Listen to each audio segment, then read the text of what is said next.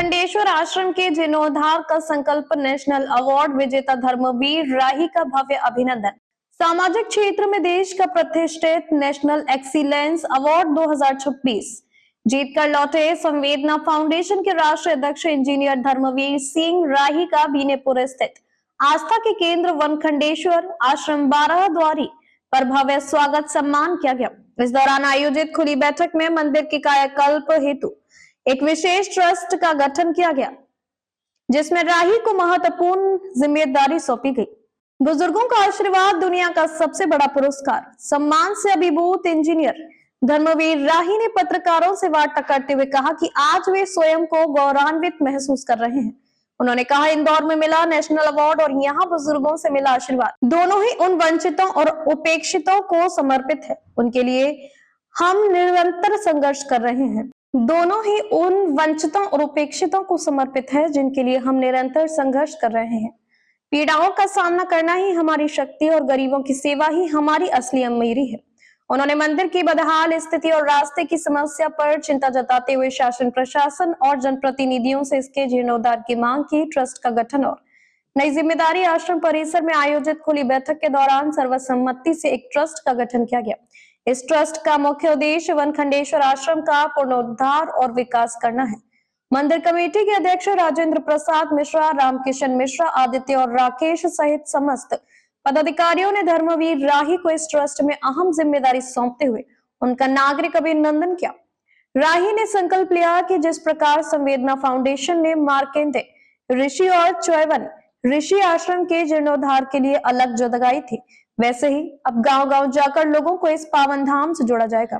का भी हुआ सम्मान कार्यक्रम की एक विशेष कड़ी लोकतंत्र के चौथे स्तंभ का सम्मान रही, जहां धर्मवीर राही का स्वागत हुआ। वहीं क्षेत्र में निष्पक्ष पत्रकारिता कर रहे पत्रकार साथियों का भी कमेटी द्वारा माला व पटका पहनाकर जोरदार स्वागत किया गया।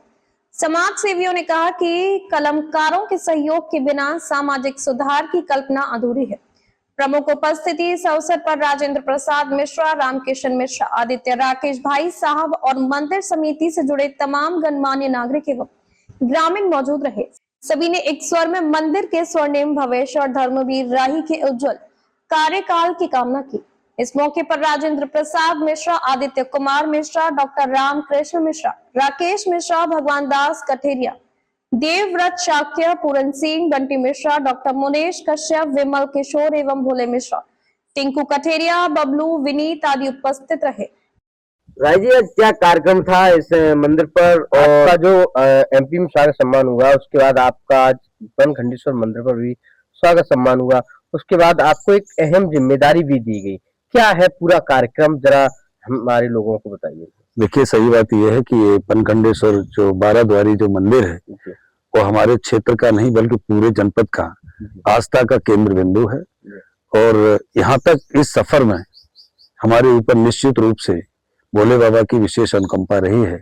और आज इस बात का हम अपने आप को गौरवान्वित समझते हैं कि हमारे बुजुर्गों ने, हमारी इस कमेटी के जो अध्यक्ष हैं आदरणीय राजेंद्र प्रसाद मिश्रा जी, आदरणीय रामकिशन मिश्रा जी, आदित्य जी, राकेश भाई साहब और जो समस्त पूरी इस मंदिर से जुड़े हुए लोग सभी ने जो सम्मान किया, उनके लिए हम संवेदना फाउंडेशन की तरफ से आप सभी का हृदय से कृतज्ञता व्यक्त करते हैं। साथ ही ये जो सम्मान है ये निश्चित रूप से उन लोगों का सम्मान है जिनके लिए हम निरंतर संघर्ष करते रहे, उनको उपेक्षित वंचित समाज के लोग थे जिनके लिए हम लड़ते रहे। ये सम्मान निश्चित रूप से उन्हीं लोगों को जाता है और भोले बाबा के चरणों में ये सम्मान समर्पित है। दूसरा तो मैं एक बात यूं भी कह देता हूं कि पीड़ाओं का सिंहासन का अकेला अधिकारी हूं और जिन जिन लोगों ने कष्ट दिए हैं उन सबका मैं आभारी हूं। जिन जिन लोगों ने कष्ट दिए हैं उन सबका मैं आभारी हूं। दूसरा कि गरीब शोषित वंचितों की इज्जत और लफ्ज ही हमारी अमीरी है। लोगों को दौलत पसंद है, हमें तो केवल फकीरी पसंद है। और ये जो लड़ाई, जो समाज की जो लड़ाई है, निश्चित रूप से बहुत विचित्र है क्योंकि इस दिशा में कोई काम नहीं करना चाहता। जैसा कि इस मंदिर की भी आप दशा देखेंगे तो निश्चित रूप से इससे बाद के जो मंदिर थे उनकी भी तमाम जगह जीर्णोद्धार हो चुका है, लेकिन आज यहाँ रास्ता भी नहीं है। आप मीडिया के लोग, आप अभी तक आपको आने में भी तकलीफ हुई, तो इस आपके चैनल के माध्यम से भी हम सरकार से भी और जो भी हमारे यहाँ से जनप्रतिनिधि हैं, इस मंदिर के रास्ता के लिए और इसके जीर्णोद्धार की हम मांग करते हैं। और ये पुरस्कार हमेशा उन लोगों को अक्सर दिया जाता है कि जो समाज के हितों की लड़ाई लड़ते हैं। और अंत में केवल मैं इतना ही कहता हूं कि आज की तारीख में जो लोग समाज की बात कर रहे हैं, जो जनप्रतिनिधि हैं, निश्चित रूप से बुजुर्गों से बड़ा आशीर्वाद से बड़ा दुनिया में कोई पुरस्कार नहीं है, कोई सम्मान नहीं है जो यहाँ हमें मिला है इस पीलीपुर की पावन धरती पर। और मैं तो इन सब लोगों का और पूरे जनपद का हृदय की। आज क्या कार्यक्रम था यहाँ पर? आज यहाँ ये बनखंडेश्वर आश्रम 12 द्वारी पर एक ट्रस्ट का गठन हुआ और इसका चूंकि अब इसके ये जिम्मेदारी है हम लोगों की सबकी कि इसके पुनरुद्धार के लिए, जीर्णोद्धार के लिए हम लोग सतत प्रयासरत हैं।